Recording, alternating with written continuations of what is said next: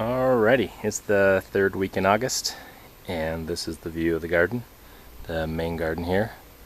So our beans have outgrown their 8-foot pole and keep going. That's great. Corn's looking good. Lots and lots of tomatoes.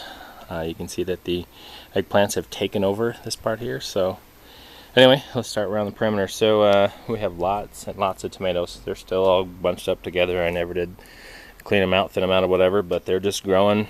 They're producing tomatoes. They're happy, so I'm happy.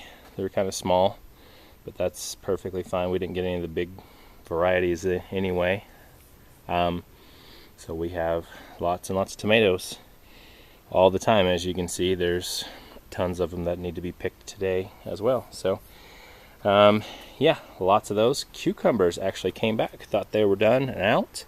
And you can see right now there's a giant one that I need to pick there. One there, little one there. So it just it was surprising. Came back and started producing a bunch. We got a few last week, so it's been delicious. The marigolds finally came up and blossomed. There's a little flower there. Probably because there used to be a vine here. It's still here. This banana squash has been decimated by the squash bug. As you can see, the giant fruits are still there, still hanging on, but the plants are really weakened, and so that's why there's this big gap right here. Used to be that banana squash vine all over the place. Now it's totally toast because of those little gray squash bugs. But anyway, so there's my first marigold bloom. Zucchini still kicking. Still putting out. It was affected somewhat as well, but you can see there's a fruit there.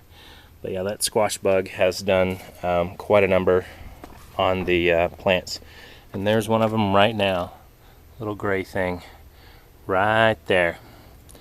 And they're really quick and they're hard to deal with because they hang out on the prickly vines, and so bare fingers I can't grab them because otherwise I'd only have to push them up, try and not get poked by those squash vines, which are very prickly. So anyway, we'll have to definitely make sure to plan for them next year. So now we're just kind of letting it take its course and see what happens.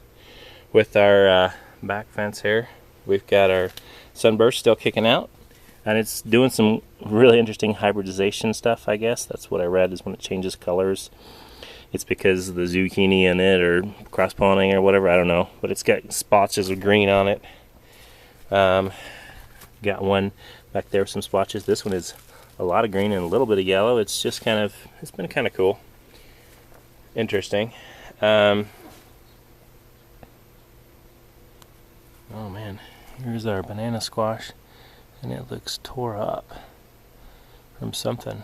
I'll have to look into that and see what's going on, but you can see the vines of the leaves are really hurting.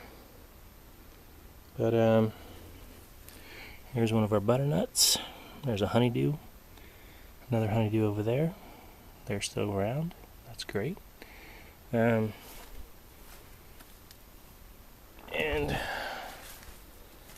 let's see. Got some yellow crookneck here. And then there's one of the ones like yellow and green, that crossing thing. But at this point, whatever. I'll take whatever I can get. This little watermelon vine, still so tiny. I don't know why, but there's 2 watermelons on it. But just not a lot of growth, green growth. I don't know what's up with that. Here's our other crookneck, and it's got, you can see there, green and yellow. Here's our other butternut, which has a fruit on it still, but as you can see, the vine is mostly dead, so I don't know if it will survive, but we'll see. Here's a watermelon right there, and one right there too. So that's very cool. Around the corner, our backside, we've got our pumpkin starting off, which has had a lot of these little things that never turned out, and I was really sad about that until I saw this guy. So we might get a pumpkin. I've got all these false starts that end up like that one and that one, where they start, but then they never form. So hopefully this one will make it, and we have at least one or two. That would make me more than happy at this point. There's the zucchini, still kicking out. Got fruit on it right now. Yeah, those squash bugs though, that's such a number to my incredible squash plants. So definitely have to take some measures for them next time. Take them out. There's more aromas. More, I don't know what those ones are. There's some there. Just got tons and tons of tomatoes. Like I said, small. That's fine. We don't really grow any of the big giant varieties, so it's all good. And we actually finally have some fruits on our heirloom rainbow garden. I believe that's what it was called, or big rainbow, something like that, for these tomatoes. So hopefully we'll get some of those coming out. So that's it for the perimeter. So for the inside boxes here, got our Thai chilies, kicking out a bunch of fruit here, waiting for them to get red. Have some onions that we've harvested. A lot of these ones here, I believe these ones were the red. They were all, they've all died back. That's them though. So they're there just, I guess, hanging out in the ground, waiting for to get harvested. Potatoes growing there. A little onion mess there is great. After cutting back the red chard a lot, that's helped a lot for the other things to grow. The carrots here are just growing incredibly because they're not shaded by anything.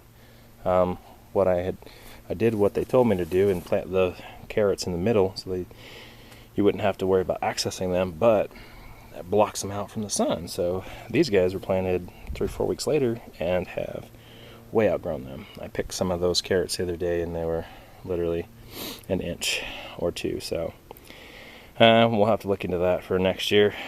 But our basil is growing well.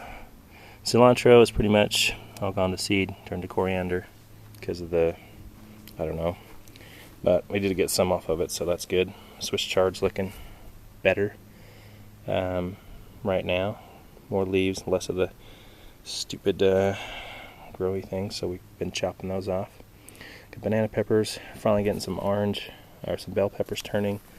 Most of them still have some sort of, that's what I read on the fruit advisory, or vegetable advisory, was that's a sun scald.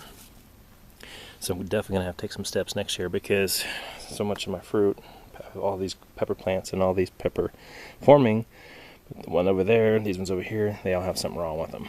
So it kind of sucks, but we'll have to look into that for next year, spacing them out more, and also maybe providing some shade or something like that, doing whatever we got to do to protect all this, because it's all these delicious looking bell peppers, but then they end up with a spot on them. So, and then that just gets worse. So anyway, I did have one of the orange bell peppers, the orange blaze or whatever. It was delicious. So there are a few more that are ripe, so I'm looking forward to at least having some of those ones. But the problem with these big ones is it takes them so long to grow when they get to that big of a size and grow and ripen, and by then something got them. So our soybeans are here.